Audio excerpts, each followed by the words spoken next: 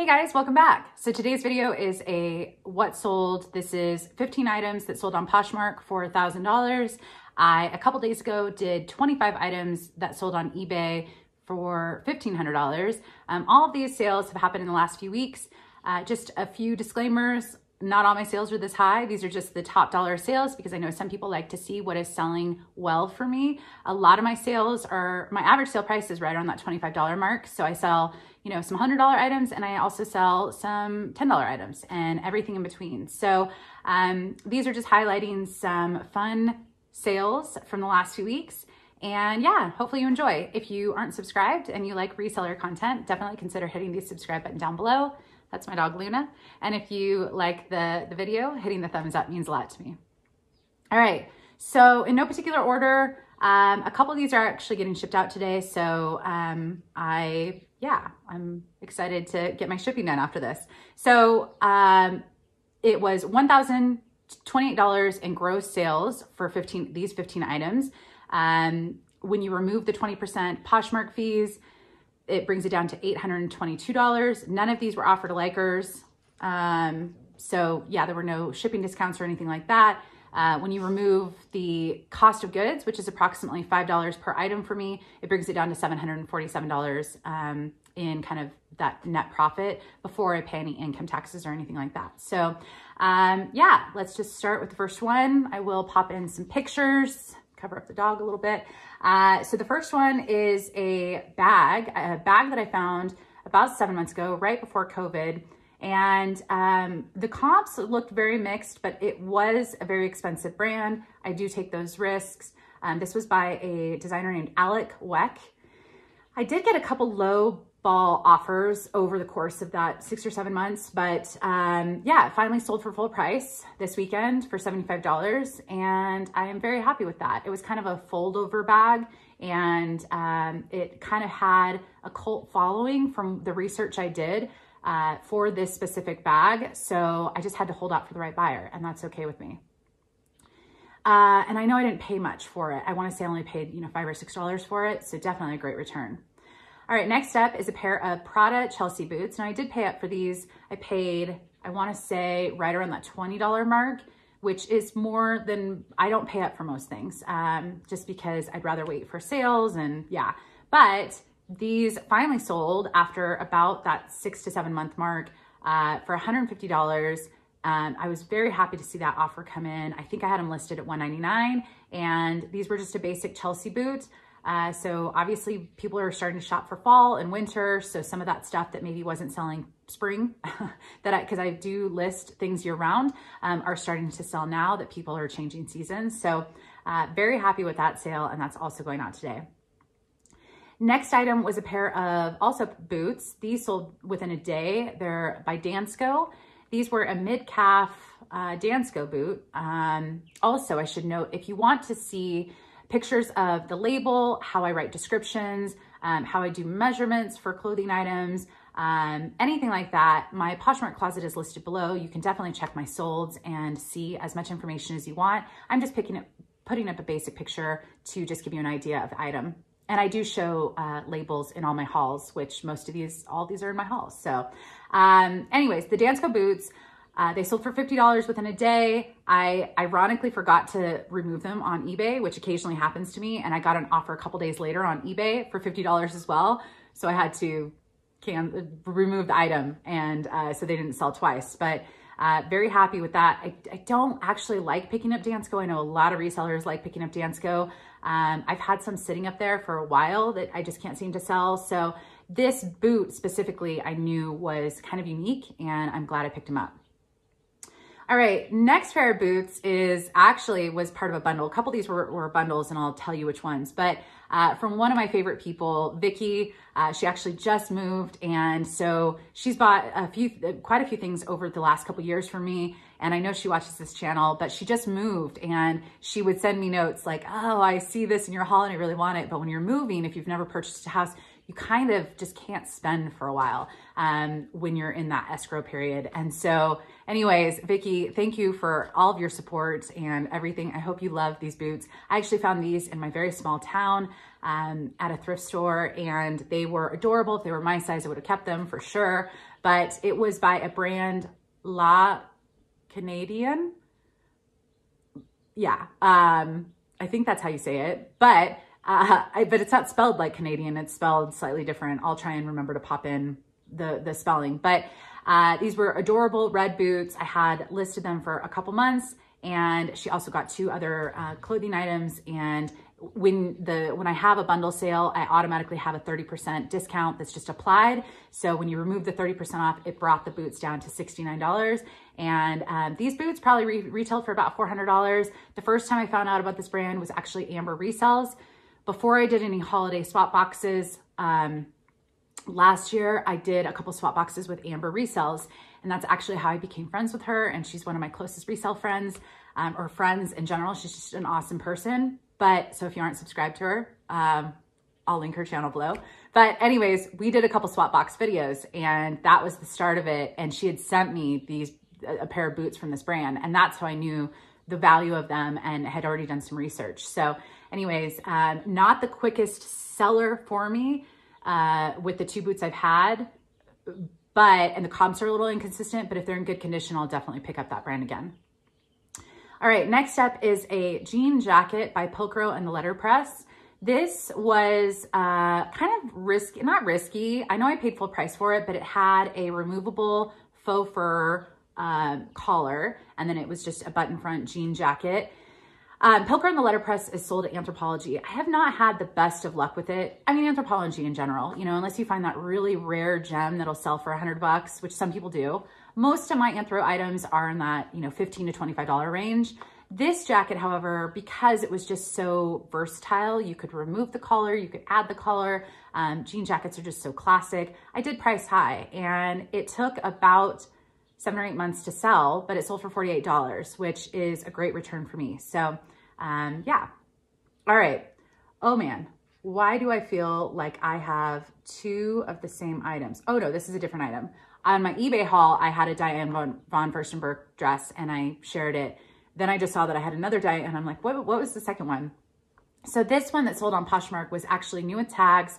It was a sheath dress, a coral color, and I believe the retail price was $300 or $400.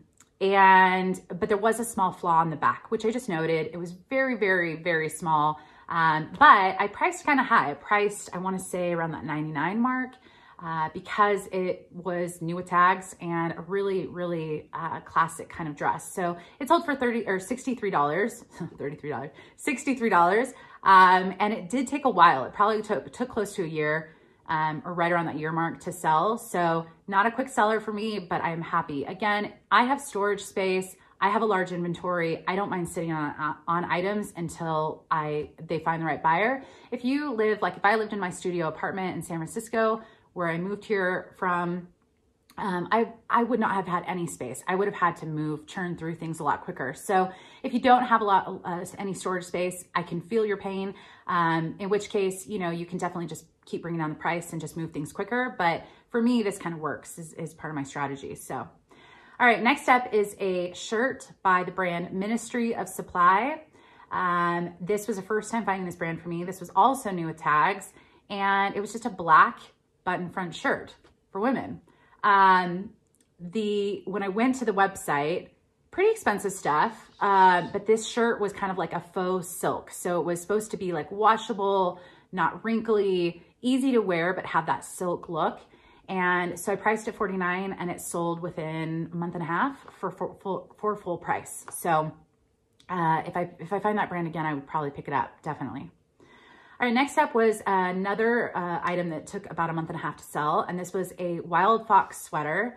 This had the star print, and of course I didn't write down.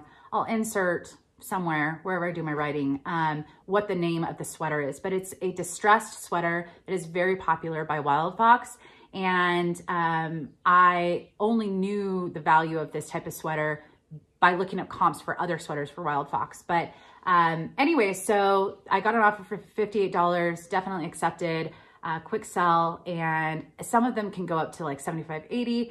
You know, I'm not trying to get top dollar on everything. I would rather just get things moving and whatnot. But yeah, Wildfox is a hit or miss brand for me. I only pick it up if it's cheap enough and if I actually look up comps. Some of the Wildfox, you know, basic tees and stuff like that, or basic sweaters that don't really have any fun graphic, you know, maybe $15, $20 versus something like this that's, you know, about $60. So it definitely is all over the place, but definitely a fun brand. So, all right, this next one, I went into this, it was like a military hole in the wall thrift in LA. I don't know how it was associated with the military, like if it was military families or a military, I think it was a military nonprofit. Anyways, super random thrift store, didn't get anything except this one pair of shoes. And they were actually under the cash register, like the glass area. Well, they were having, when I popped in that day, they were having a 50% off the entire store. So I was like, okay, well, these shoes were marked 50. Well, they were really, really unusual. The designer is Malone Souliers. Again, butchering. I'll just write it on the screen, but for anyone just listening, that's my attempt. So these sold for $139.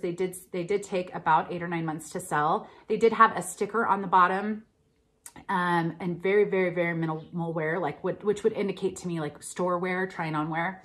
Anyways, I just noted that stuff, and they were very narrow. They were actually my size, and I put them on. I don't have a wide foot, and these were really a very narrow style. Anyways, they sold for $139. I did pay $25 because it was the 50% off the $50. So I did pay up for these, but definitely worth it in my opinion. And such a fun pair of shoes.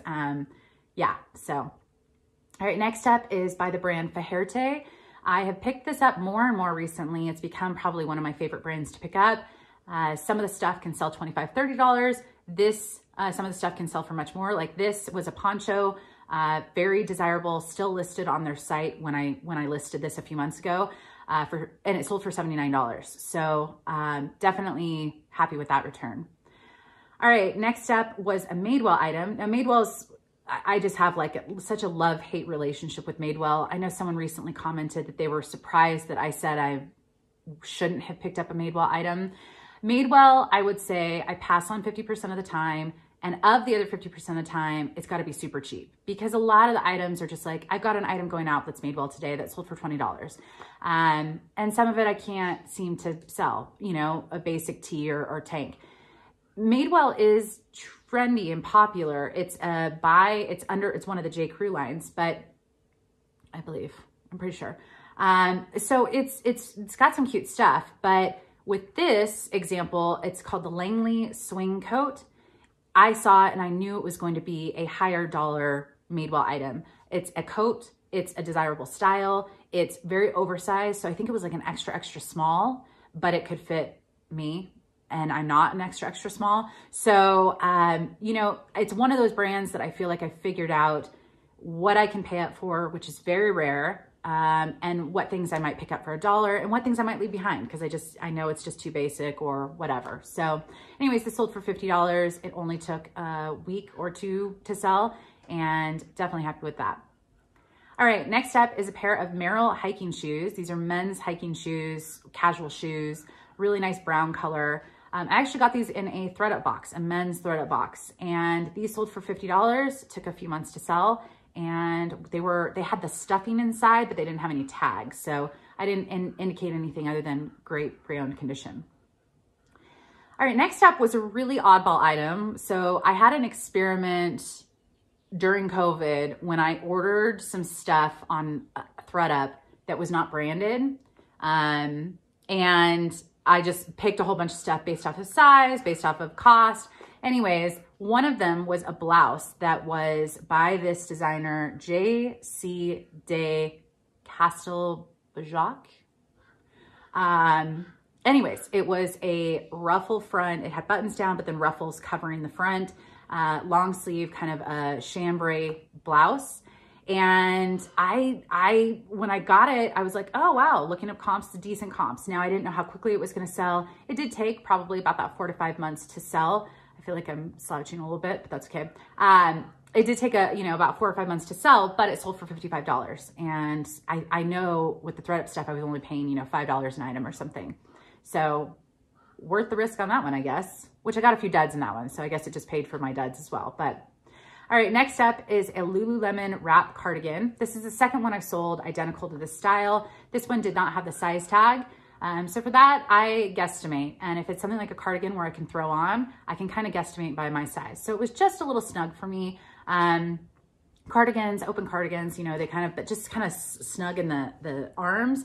So I just guesstimated, I put measurements on all my items. I actually went to purchase a couple of things on Poshmark this weekend, and I passed on some items because there weren't any measurements. So I am a huge advocate of just providing that. If you don't know, one of the things I do is I have a little whiteboard or a few of them, and I just write my measurements on a whiteboard and I take a photo. So if you're relatively new and you're like, oh, but it takes so much time to write things out and type things in the listing, this is like the saving grace. And I can't remember where I got that tip from, but whoever back way when I first started reselling, whoever provided that tip, it has been a lifesaver. So anyways, it sold for $45 and yeah. All right, last item was a really fun find. It was a skirt, a Lucky brand skirt. So that's two things that people ask me, like, oh, I don't have, or not ask me, but make statements. Oh, I don't have luck with Lucky brand, or oh, I don't have luck with skirts. Well, here's a combo. The style was the hippie skirt, and it had this like patchwork kind of style, really fun kind of maxi skirt. I absolutely loved it. And it sold for $48 within about a month. And this actually sold in a bundle as well. I feel like there was one other thing. The Wildfox star sweater that I said earlier also was in a bundle of a couple items. So, but it was 30% off the whole thing. So I just removed it to figure out the value. But anyways, this hippie skirt, you know, I have sold skirts. It's not my top seller. It's not the top thing I pick up.